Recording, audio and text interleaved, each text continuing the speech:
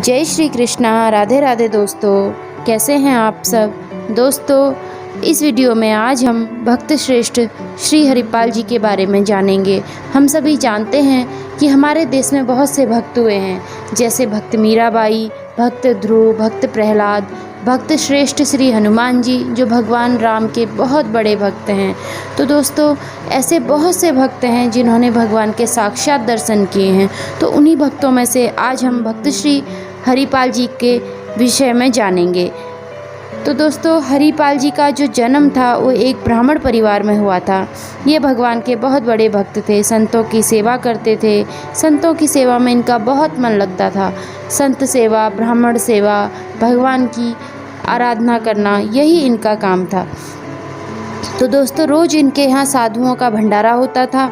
धीरे धीरे जब इनके घर का धन समाप्त हो गया, तब ये बाजार से उधार ला कर संतों के भोजन की व्यवस्था करने लग गए। थोड़े ही दिनों में बाजार में भी हजारों रुपए का कर्ज हो गया, तो वहाँ से भी उधार मिलना बंद हो गया।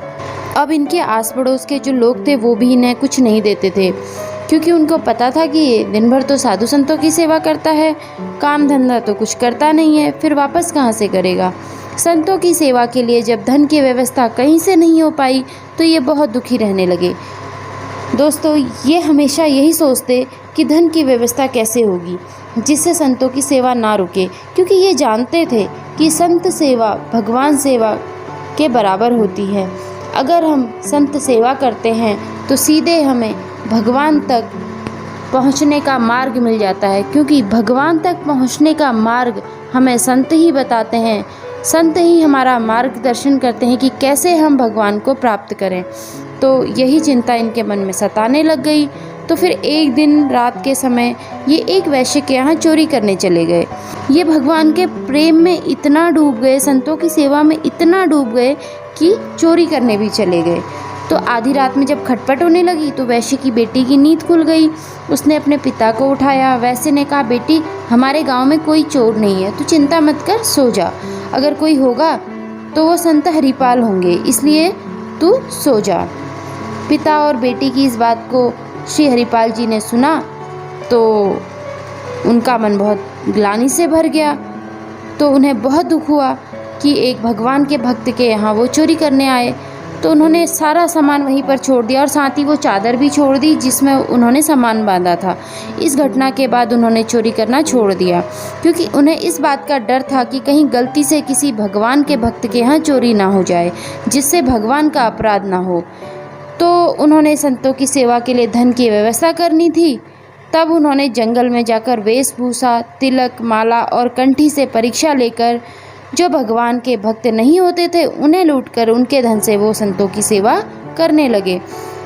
तो दोस्तों, हम सभी जानते हैं कि भगवान के नाम से तिलक लगाना, कंठी पहनना, ये एक वैष्णव की पहचान होती है, भगवान के भक्त की पहचान होती है। सभी को तिलक जरूर लगाना चाहिए, कंठी जरूर पहननी चाहिए। इससे हम भगवान के निकट पहुंचने में हमें आसानी होती है। मतलब एक होता है ना, पॉजिटिव एनर्जी इससे हमें मिलती है। तो फिर जब ये इस तरीके से भक्तों की पहचान करने लग गए, जो भक्त नहीं होते थे उनको लूटने लग गए, उनके धन से सेवा करने लग गए। तो एक दिन क्या हुआ कि इनके घर में बहुत संतों की एक मंडली आ गई, बहुत सारे संतों की। तो इन्होंने अपनी पत्नी से कहा कि देवी, आज हमारे भाग्य खुल गए हैं, इतने सारे संत द्वार पर आ गए हैं, तुम इनके लिए भोजन का कुछ उपाय करो। पत्नी ने कहा, स्वामी, घर में तो एक भी दाना नहीं है, मैं क्या करूं। उन्होंने कहा, पड़ोस से कुछ मांग लाओ। पत्नी ने कहा, पड़ोस वाले कुछ नहीं देते, उल्टा हमें देखकर दरवाजे बंद कर लेते हैं। ये सुनकर वो उदास हो गए। दोनों ने फिर भगवान की शरण ली, भगवान से प्रार्थना की कि हे प्रभु, आज लाज रख लो। ये सुनकर भगवान ने तुरंत सेठ का रूप बनाया, बहुत से आभूषण और धन लिया। जैसे ही चलने लगे तो रुक्मणी जी ने कहा, प्रभु, आप हमेशा अकेले ही जाते हो, आज मैं भी साथ चलूँगी। तब भगवान ने कहा, ठीक है चलो, परंतु बहुत बड़ा भक्त है, खूब सज धज कर चलना। उसके बाद दोनों सेठ सेठानी बनकर चले गए और हरिपाल के दरवाजे में पहुंच गए और कहा, भाई हमें किसी गांव जाना है। किसी गांव का नाम लिया, कहा कि हमें वहां जाना है, रास्ते में जंगल पड़ता है और मेरे पास बहुत धन है और जेवर भी है, तो हमें कोई पहुंचा दो तो हम उसे मजदूरी दे देंगे। यह सुना तो हरिपाल जी बहुत खुश हो गए। उन्होंने कहा, मेरे दरवाजे पर संत आए हैं, आप मजदूरी पहले दे देंगे तो उनकी सेवा हो जाएगी। तो भगवान ने कहा ठीक है। जो सेठ सेठानी बने हुए भगवान थे उन्होंने कहा ठीक है।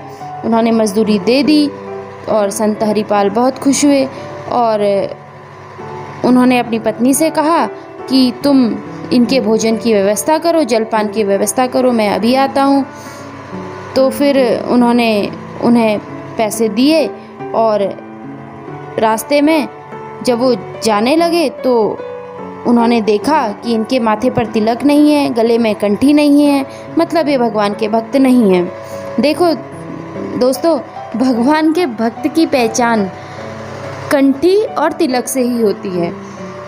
तो जब हरिपाल जी ने देखा कि ऐसा कुछ नहीं है तो उन्होंने सुनसान जंगल में जब वो पहुंच गए तो उन्होंने क्या किया, सेठ सेठानी दोनों की गर्दन पर भाला रख दिया और गरज कर कहा, तुम्हारे पास जो धन है सब मुझे दे दो, नहीं तो तुम मारे जाओगे। भगवान ने कांपते हाथों से सभी आभूषण और धन उन्हें दे दिए। फिर उन्होंने रुक्मणी जी से भी सब आभूषण ले लिए। रुक्मणी जी सोच में पड़ गई कि प्रभु आज कैसी लीला कर रहे हैं। रुक्मणी जी की उंगली में एक छल्ला था, तो भक्त हरिपाल जी ने सोचा इससे भी संत सेवा हो सकती है, तो उन्होंने वो भी छीन लिया। तो रुक्मणी जी को बहुत गुस्सा आ गया, इस दुष्ट को सब कुछ दे दिया, फिर भी इसने छल्ले के लिए मेरी उंगली मोड़ दी।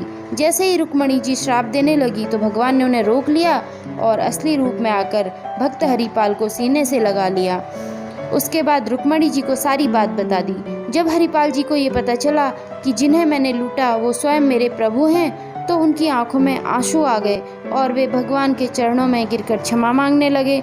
भगवान ने फिर उनसे कहा कि मैं यहाँ तुम्हारे लिए ही आया हूँ, मैं तुम्हारी संत सेवा से बहुत खुश हूँ, तुम भक्तों में श्रेष्ठ हो, किसी तरह की चिंता मत करो।